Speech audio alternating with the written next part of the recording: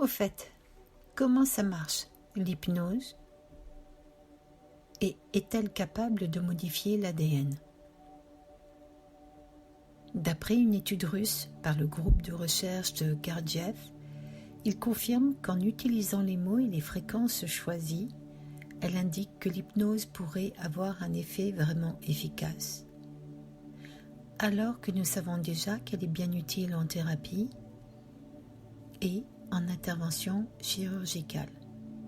En revanche, cette étude va encore plus loin et défie les considérations françaises en égard de cette technique pour ses possibles, jusqu'à la modification de l'ADN, en tout cas précisément de sa réparation.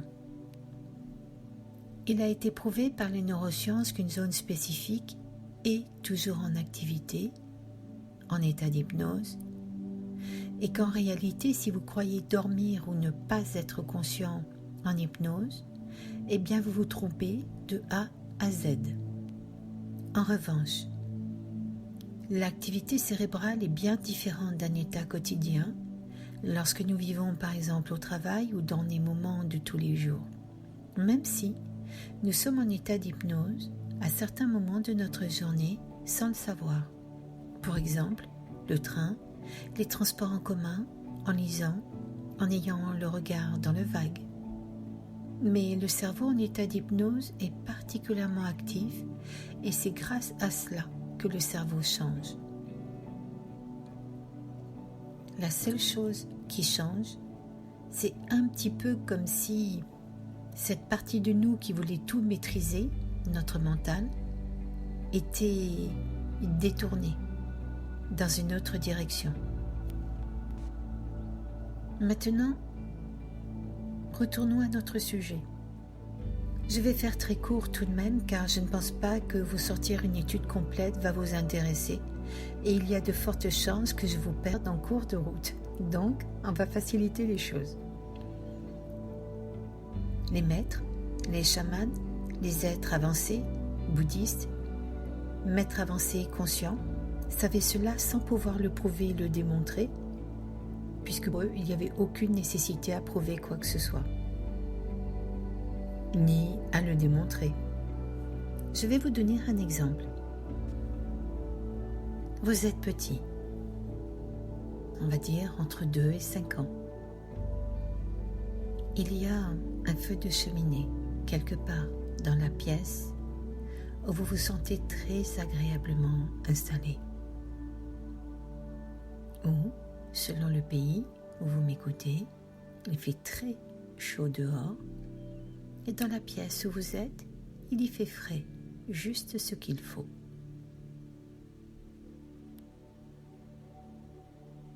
Et quelqu'un que vous aimez et qui vous aime vous raconte une douce histoire pour partager du temps avec vous.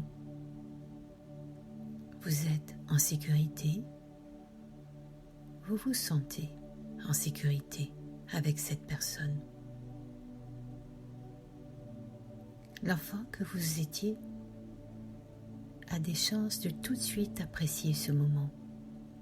Et peut-être même, vous vous souvenez de ces moments que vous avez déjà vécus, où on vous lisait une histoire, peut-être, qui vous faisait rêver, peut-être, ou vous entendiez une chanson, ou une musique, ou peut-être le ronronnement de votre chat, qui est par ailleurs également une vibration thérapeutique validée par la science.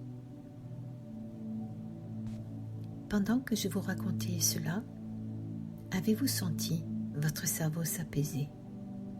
C'est ça l'hypnose. Et quelquefois, on est tellement stressé qu'on est incapable de se rendre compte que le cerveau s'est posé. Ce groupe a donc démontré que les chromosomes qui étaient abîmés, détériorés, par exemple, par des rayons X, sont tout simplement réparés ils ont pris des modèles spécifiques de l'ADN. Je parle des informations de l'ADN et ont tout simplement reprogrammé les cellules à un autre génome. Des embryons de grenouilles en embryons de salamandre, en transmettant sans effet secondaire ou quelconque problème de découpage ni à la réintroduction du gène dans l'ADN. L'information a été transmise et réalisée juste en appliquant des vibrations. Et vous me dites, ok, mais quel rapport avec l'hypnose? Eh bien, la voix. La voix est vibration. La voix est énergie. Les sons des mots MOTS ont une vibration, une énergie. L'hypnothérapeute est intention. Et là, c'est quand même assez extraordinaire pour les occidentaux que nous sommes, n'est-ce pas? Bien sûr, l'inverse est vrai aussi. C'est pourquoi vous auriez la bonne idée de choisir qui vous fréquentez, qui vous écoutez, ceci dit en passant, car la fréquence doit être bien sûr correcte et positive. Donc, ce que conclut cette étude, c'est que oui, notre corps est programmable par le langage, les mots et la pensée. Cet enchaînement d'hypercommunication est plus efficace dans un état de relaxation, d'où l'état d'hypnose thérapeutique. Bien entendu, thérapeutique lorsque vous êtes accompagné. Lorsque vous êtes en auto-hypnose, en revanche, c'est très difficile quand on n'en a jamais fait. Et il m'est souvent arrivé de rencontrer des personnes qui étaient persuadées d'être en méditation ou en état d'hypnose et en réalité ne l'ont jamais été. Bien entendu, cela peut demander plus de temps selon les uns et les autres, car si vous ruminez, que vous avez un mental très fort ou très critique avec une capacité à vous saboter, voire que vous êtes stressé, ça peut quelquefois être plus lent pour atteindre cette sorte d'hypercommunication positive. Ce qui est majeur, c'est la confiance que vous avez avec votre thérapeute. Alors donc, imaginez les dégâts d'un coaching où on va vous pousser dans vos réserves,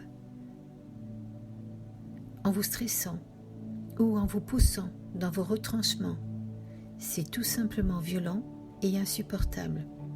Au pire, ça change un peu et surtout, quelquefois, au mieux, ça change rien du tout. Si vous écoutez de la musique, choisissez-la bien. Si vous lisez un livre, choisissez-le bien. Chaque mot colore votre cerveau. Plus vous regarderez des infos de fin du monde, de conspiration mondiale ou de maltraitance sur animaux ou enfants, plus votre cerveau va vriller et croire à la conspiration mondiale en fonction de ce que vous regardez. Vous vivez ce que vous entretenez.